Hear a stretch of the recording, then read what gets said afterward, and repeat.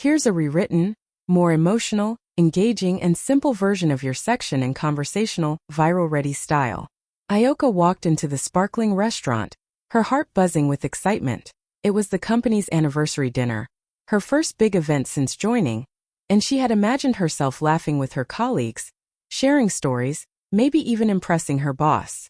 She wore her favorite dress, a soft gold fabric that shimmered under the lights, and her hair braided neatly with tiny beads catching the glow.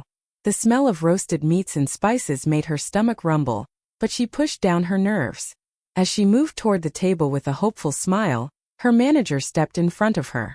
"Oh, this section is only for executives," he said, his tone casual, almost mocking. "You can sit outside." A ripple of laughter ran through the group. Ayoka froze. The room suddenly felt too bright, too loud, like everyone was watching her heart break in slow motion. She forced herself to smile, nodded politely, and walked to the small table near the window. Her fingers trembled as she adjusted her chair. The laughter echoed in her ears, but inside, something stronger was stirring. A quiet, burning fire. She whispered to herself, "One day I won't need their table. I'll have my own. If you want, I can rewrite the next section, the silent walk home, in the same style so the story keeps building cinematic emotion. Do you want me to do that next?" Here's a rewritten, more emotional, viral-ready version of the silent walk home, in simple, engaging English. That night, Ayoka walked alone through the quiet streets of Nibira. The heels of her shoes clicked softly on the wet pavement, mixing with the faint hum of distant traffic. Rain had fallen earlier, leaving the streets glistening like glass under the city lights, and her reflection flickered in every puddle. She held her coat tighter around her, but it did little to stop the shiver running through her body, not from the cold but from the sting of humiliation. Her mind replayed the dinner again and again. She had worked late nights, given her best to every project, stayed patient even when her ideas were ignored. And yet, in that sparkling restaurant, she had been treated as if she didn't exist. The laughter of her colleagues echoed in her ears, a cruel soundtrack she couldn't escape. Her cheeks burned and hot tears slipped down, blurring the bright neon signs and golden street lamps. She paused under a lonely streetlight, staring at the glimmering puddles at her feet. She wanted to scream, to tell the world how unfair it was, but the words got stuck in her throat. Instead, she whispered softly to herself, "One day, I won't need their table. I'll build my own, and they'll see." Her voice was quiet, but inside it carried the weight of a promise, a fire that humiliation could not douse. Ayoka lifted her chin, letting the rain-soaked wind hit her face, feeling it wash away the last of her doubt. She walked on, each step a little stronger than the last, imagining a future where she would sit at her own table, in a place she had built with her hands, her heart, and her courage. And for the first time that night, a small smile broke through the sadness. She didn't yet know how, but she knew one thing for certain. She was not finished yet. If you like, I can now do the breaking point in the same cinematic, emotional style so the story keeps. Here's a rewritten, simple, emotional and viral-ready version of the breaking point. The next morning, Ayoka walked into the office with a calm she had spent the night building. Her bag felt heavier than usual, not because of the weight of her things, but because of the decision she was about to make. She approached her manager's desk, her heels silent against the polished floor, and placed her resignation letter in front of him. He looked up, one eyebrow raised, a smirk playing at the corners of his mouth. "You'll be back," he said casually, as if predicting the weather. "People like you don't survive on their own." His words were meant to wound, to shake her, to make her question herself. For a moment the old doubt flickered in her mind, but it was quickly replaced by something far stronger. Ayoka met his gaze steadily, letting the silence stretch between them. She could feel the heat rising in her chest, but it wasn't fear. It was determination, fierce and bright. She said nothing, leaving him staring at the empty envelope in disbelief.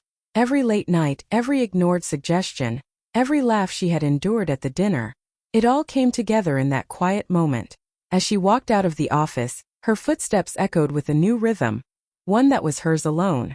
She didn't look back, didn't let the sting of his words follow her. Inside, her heart burned with a mix of anger and hope, a fire she knew could not be doused by anyone else's doubt. Outside, the sun was just starting to rise over Nibira City, casting a golden glow over the streets. Ayoka breathed it in, feeling the weight of the past lifting slightly with each step. She whispered to herself, "If they think I can't survive, they have no idea what I'm capable of." In that moment, leaving wasn't defeat. It was the first brave step toward a table she would one day own. A place where respect, not mockery, would greet her. If you want, I can continue with The Seed of an Idea next. Key. Here's a rewritten, simple, emotional, and cinematic version of The Seed of an Idea. That evening, Ioka sank into the worn armchair in her small apartment, the city lights outside casting soft shadows on the walls. She felt drained, her body heavy from the tension of the morning, but her mind refused to rest. Her eyes fell on an old leather-bound book sitting on the kitchen counter, her grandmother's recipe book. The pages were yellowed, edges frayed, filled with her grandmother's neat handwriting and notes about meals that had fed generations of their family. She opened it slowly, running her fingers over familiar recipes: spicy jollof rice, peppered goat stew, roasted plantains with palm oil. Each page carried more than food. It carried memory, love, and resilience. Ioka smiled through her tears, remembering the nights her grandmother had cooked for the family, her laughter filling the small kitchen, her hands moving quickly but gracefully as she created magic from simple ingredients. Sitting there, Ioka felt a spark light inside her. She whispered to herself, her voice soft but firm, "If they won't let me sit at their table, I'll build one from my roots." The words echoed in the quiet apartment, carrying with them a promise she had not dared to say aloud before. She could almost see it, a place filled with warmth, with aroma that wrapped around people like a hug, with tables where everyone was welcome and every meal told a story. For the first time in weeks, she felt hope flicker in her chest. This wasn't just about revenge or proving anyone wrong. It was about taking the love she had inherited, the traditions her family had passed down, and creating something that could touch people's lives, just as her grandmother's cooking had touched hers. Ioka closed the book gently and set it on the counter. Her mind was racing with ideas, her heart alive with possibility. That night, sleep came slowly, but it came with dreams of sizzling pots, laughter. Here's a rewritten, simple, emotional, and cinematic version of The Struggle Begins. With her last savings, Ioka rented a tiny street stall at the corner of a busy market road in Nibira. The stall was small, almost bare, with a rusty sign that simply read Ioka's Kitchen. But to her, it felt like the first stone in the foundation of her dream. She unpacked her grandmother's old pots and pans, set out bowls, and carefully arranged the fresh ingredients she had bought that morning: yams, peppers, plantains, and fragrant herbs. That first day, the crowd was thin. People passed by without stopping, and the occasional curious glance made her heart tighten. Sweat ran down her back as she cooked, stirring pots with careful hands, tasting every bite to make sure it carried the flavor she remembered from her grandmother's kitchen. Each plate she served, she offered with a warm smile, a nod, a few kind words. "Try this, it's made with love," she'd say softly, hoping her warmth would travel with the food. Slowly, something magical began to happen. The first customer, an old man with tired eyes, came back the next day with his grandchildren. They laughed and devoured her pepper stew, leaving empty plates and happy smiles. Soon, another passerby stopped, then another, and each left with a nod of thanks and a sparkle in their eyes. Word traveled quickly through the market, not just about the taste of her food, but the care she poured into every plate. People began to linger, chatting with her, asking about her recipes, returning the next day with friends. Every evening, as she packed up the empty bowls and wiped the counters, Ioka felt a quiet satisfaction. The days were long and the money was small, but each smile, each returning customer, felt like proof that she was on the right path. She whispered to herself under the fading sun, "This is just the beginning." With her heart full of determination, she knew that little by little, through sweat, tears, and love. Here's a rewritten, simple, emotional, and cinematic version of The Small Miracle. One warm afternoon, as the sun dipped toward the horizon, a young man with a camera and a curious smile stopped in front of Ioka's stall. He introduced himself as a food blogger, one who traveled the city looking for hidden gems. Ioka felt a flutter of nerves, wondering if her small corner of Nibira could impress someone like him. With a polite nod, she served him her signature dishes: steaming spicy yam, pepper stew glistening with oil, and golden roasted plantains. The blogger took a bite, his eyes widening with surprise. He laughed softly, savoring the flavors. This is incredible," he said, filming every moment. He asked her questions about the recipes, her inspiration, and the story behind her little stall. Ioka spoke softly, her words carrying pride and hope, sharing memories of her grandmother and the dream she had started on a rainy evening. Within hours, the video went online. People watched in awe as the camera captured the sizzling pots, the rich colors of her dishes, and the smile she gave every customer. Comments poured in. "Where can I find this food? I need to try Ioka's cooking. Her story is amazing." By the end of the week, long lines formed around the small stall. Customers waited patiently under umbrellas, chatting and laughing as they anticipated their turn. Ioka moved between pots and plates, her hands flying, her heart swelling with every compliment, every grateful smile. Her humble dream was no longer just hers. It had touched the hearts of the city. Strangers came from neighborhoods she had never visited, all drawn by her food and the warmth she served with it. That evening, as she counted the day's earnings and wiped down the counters, she felt something she hadn't felt in a long time. Hope turning into reality. She whispered to herself, a quiet laugh escaping her lips. "This is just the beginning. One day this little pot will fee." Here's a rewritten, simple, emotional and cinematic version of the growth. With the money she had earned from her little stall, Ioka finally rented a small restaurant space in a busy part of Nabira City. She painted the walls gold and maroon, colors that felt warm and rich, and hung woven baskets, African masks, and paintings that told stories of her heritage. Every corner of the restaurant carried a piece of her roots, a tribute to her grandmother and the generations of women who had cooked with love before her. On opening day, Ioka dressed in her finest traditional attire, a flowing indigo dress embroidered with gold, her hair braided with colorful beads. She felt a mixture of nerves and pride as she unlocked the door and stepped inside. The aroma of her cooking, spicy yam, pepper stew, roasted plantains, filled the air instantly. It wasn't just food, it was a feeling, a memory, a comfort that wrapped around everyone who walked in. Customers trickled in at first, curious about the new place, but it didn't take long for word to spread.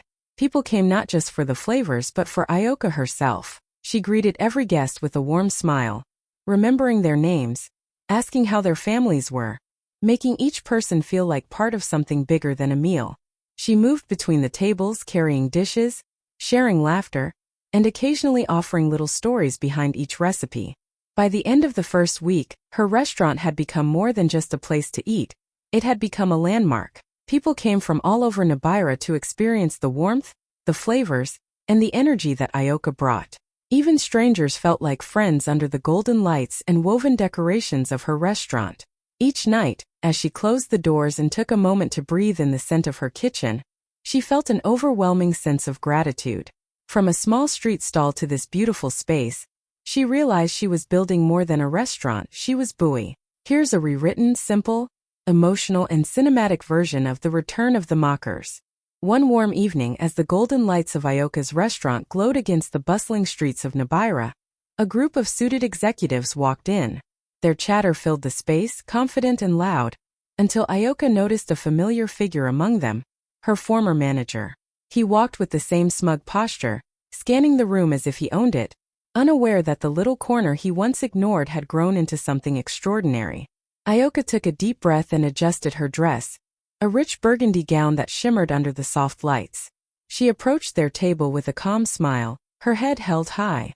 "Good evening, welcome to Ioka's pot," she said warmly, setting menus in front of each of them.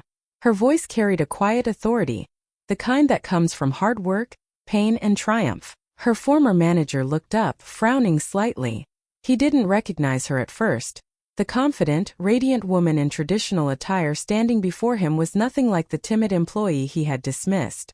Ioka leaned slightly to explain a dish, describing the ingredients with passion and love. As she straightened, his eyes fell on the small brass sign beside the table. Owner, Chef Ioka Adisa. The smirk that had once haunted her dissolved instantly. His lips parted in surprise, then tightened as shame flickered across his face. Around the table, his colleagues whispered and exchanged glances, clearly impressed by the elegance, the taste, and the aura Ioka carried effortlessly. He opened his mouth to say something, but no words came. For the first time, Ioka saw the weight of her determination reflected in his stunned silence. She offered a polite nod, a silent message in her eyes, She had risen, and she had done it with grace, skill, and heart. Turning away, she moved to another table, her head high, the soft jingling of the restaurant's entrance bell marking her every step. Here's a rewritten, simple, emotional, and cinematic version of the invitation. Weeks later, Ayoka was arranging fresh herbs in the kitchen when a courier delivered a neatly sealed envelope. It was heavy and elegant, the kind of envelope that felt important the moment you touched it. She tore it open carefully, her fingers trembling, and pulled out a letter printed on thick, glossy paper. As she read the words, her heart skipped a beat. The letter was from the very company that had laughed at her, the same group that once refused to let her sit at their table. They were planning their next anniversary dinner, and they wanted to host it at her restaurant. Ayoka sank into a chair, staring at the paper, her eyes wide, her breath catching. Her fingers traced the company logo at the top, then the lines that confirmed it. The tables, the lights, the menu, all would be hers to prepare and serve. A slow, incredulous smile spread across her face.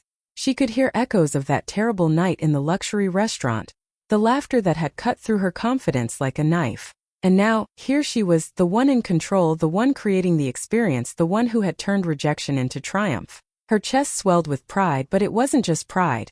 It was poetic justice, a quiet, perfect kind of victory that didn't need shouting or revenge.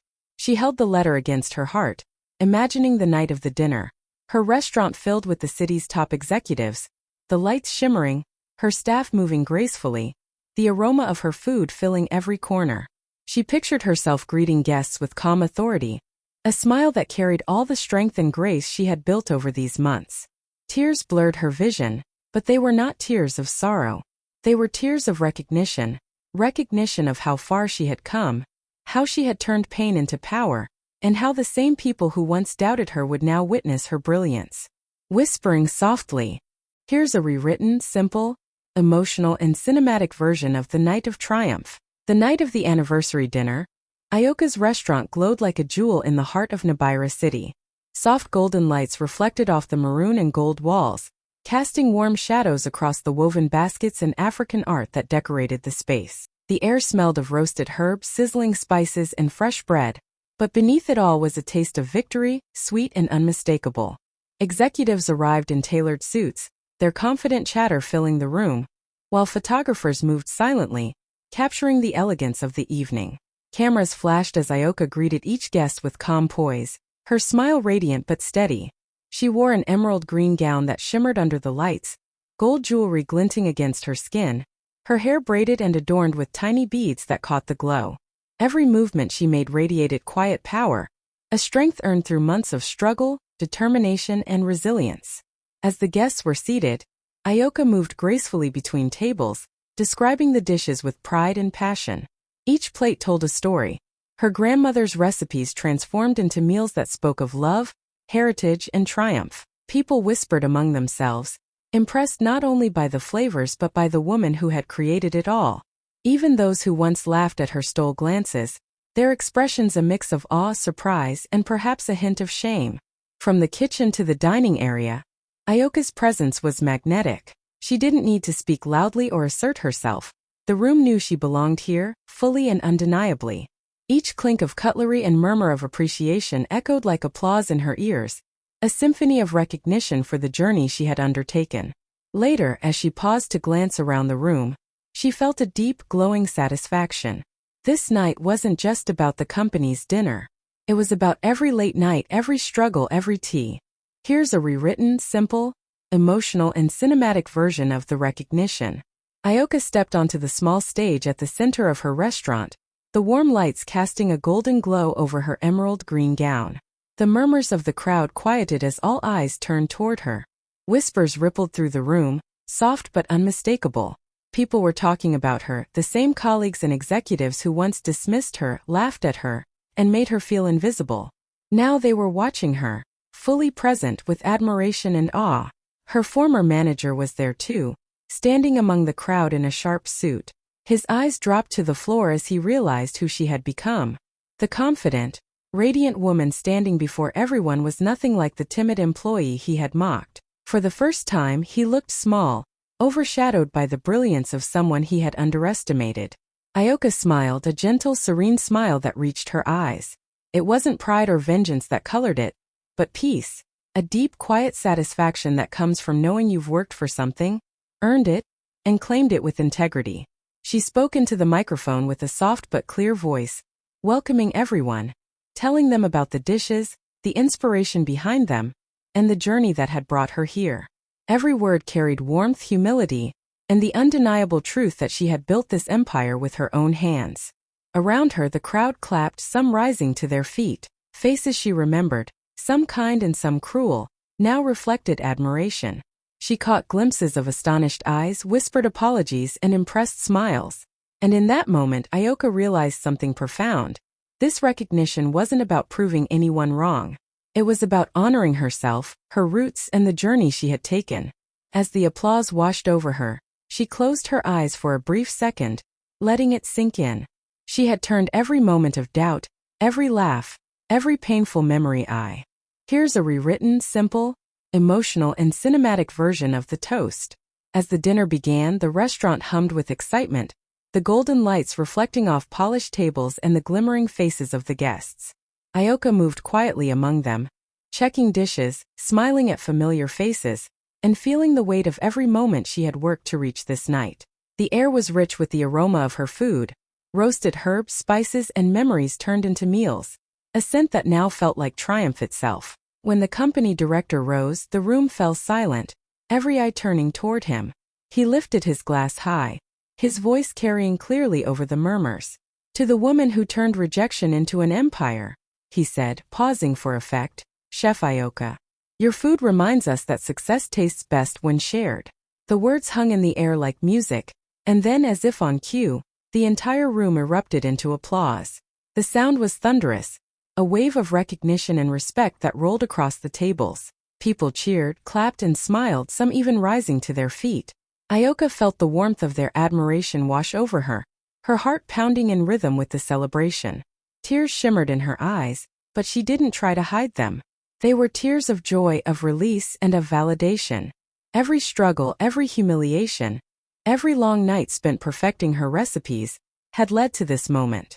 She glanced around at the faces before her, some familiar, some strangers, and realized that each person there had witnessed a story of resilience, courage, and determination brought to life. Raising her own glass quietly, Ioka whispered a soft thanks to herself, to her grandmother, and to every small step that had built her journey. She didn't need to say anything out loud. The applause, the smiles, and the energy of the room spoke volumes. For the first time she felt the full weight of her accomplishment, a life she had claimed, a dream she had nurtured. Here's a rewritten, simple, emotional, and cinematic version of the full circle moment. Later that night, as the last guests laughed and left, Ioka moved through the restaurant, checking that everything was in order. The soft glow of the golden lights reflected on the walls, casting warm shadows over the empty tables. The air was thick with the lingering aroma of spices, roasted herbs, and victory. She felt a quiet satisfaction settle in her chest, the kind that comes from knowing you've truly earned something. By the doorway, she noticed a familiar figure standing awkwardly, his hands loosely clasped in front of him. It was her old manager, the same man who had refused to let her sit at the company dinner months ago. He looked small, unsure, and strangely humbled as he watched her move gracefully across the room. "You built something incredible," he said quietly, his voice low, almost lost in the soft hum of the closing night. There was no trace of mockery, only an uneasy respect. Ioka paused for a moment, meeting his eyes with a calm smile. Her heart didn't swell with pride or revenge, but with peace. She leaned slightly toward him and said softly, "You helped. You refused me a seat, so I built my own table." The words hung in the air, simple yet powerful, carrying the weight of every struggle, every tear, and every moment of determination that had led to this point. Her old manager said nothing, only nodded slightly, understanding in silence what she had achieved, and what he had underestimated. Turning away, Ioka walked down the aisle between the tables, her head held high, the soft jingling of her earrings marking each step. She didn't look back. The night was hers, the restaurant was hers, and the victory was hers. Every laugh, every doubt, every hand that once pushed her down had become fuel for her rise. She smiled to herself, knowing she had not only claimed her dream, but she had done it with grace, strength, and dignity that no one could. Here's a rewritten, simple, emotional, and cinematic version of the empire expands. Months passed, and Ioka's pot grew far beyond the little restaurant that once stood on a quiet corner of Nabira City. Her dream had expanded into a chain of fine dining restaurants across the region, each one carrying the same warmth, aroma, and story that had started in her grandmother's kitchen. The golden and maroon walls, woven baskets, and African art now welcomed hundreds of people every day. But no matter how big it got, every plate carried the same love and care she had poured into that first humble stall. Ioka made sure her success reached beyond herself. She trained young chefs, especially women who had faced rejection, ridicule, or doubt. She shared not only recipes, but lessons in courage, dignity, and perseverance. Pain can be a teacher, she would tell them, her voice gentle but firm. Humiliation can be fuel. And your roots, your history, your family, your story, can be the foundation of something powerful. Her protégés watched in awe as she moved through kitchens, tasting sauces, adjusting spices, and offering guidance with patience and pride. Her story spread across social media and local news. People called her the woman who turned rejection into a movement, the chef who built an empire from love, sweat, and determination. Parents pointed to her as an example for their daughters. Young women felt inspired to pursue their dreams, and even those who had doubted her in the past began to speak her name with respect. At the center of it all, Ioka remained humble. Every evening after the last customer had left, she walked through her restaurants, inhaling the aroma of roasted herbs, listening to the quiet clinks of dishes being cleaned, and remembering the journey from a small street stall to an empire. She smiled softly, knowing that the table she had built was more than just a place to eat. It was a symbol of courage, grace, and the power to rise up. Here's a rewritten, simple, emotional, and viral-ready version of the viral legend of Ioka. Across Africa, Ioka's story spread like wildfire. Social media feeds were flooded with her name, her journey, and her triumph. Headlines shouted, "They refused to let her sit at the dinner table, but she bought the restaurant." Photos of Ioka in her regal emerald gown, gold jewelry catching the sunlight, and her radiant smile went viral.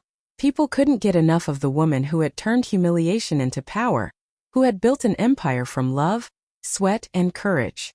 She became known as the Queen of her own table, a title that didn't just celebrate her success, but honored her resilience, grace, and determination. Videos showed her greeting customers, training young chefs, and moving through her restaurants with calm authority, a living example that dignity can rise from rejection, and dreams can rise from pain. Comments poured in from all corners. "She gives me hope. This is what strength looks like." Ioka is proof that you can turn any setback into a comeback. Teachers shared her story in classrooms, parents told their daughters about her courage, and young women across the continent looked to her as a symbol that their dreams were valid, no matter the obstacles. Even those who had once laughed at her watched her rise, unable to ignore the fire she carried. Ioka didn't just own restaurants. She owned her destiny. She had taken a moment of cruelty and transformed it into a lifetime of triumph. And as her story continued to inspire millions, one truth remained clear. Sometimes being refused a seat is just the beginning of your coronation. If you want, I can now combine all 15 sections into a full, seamless 4,000-word cinematic viral story, polished and ready for publishing. Do you want me to do that next?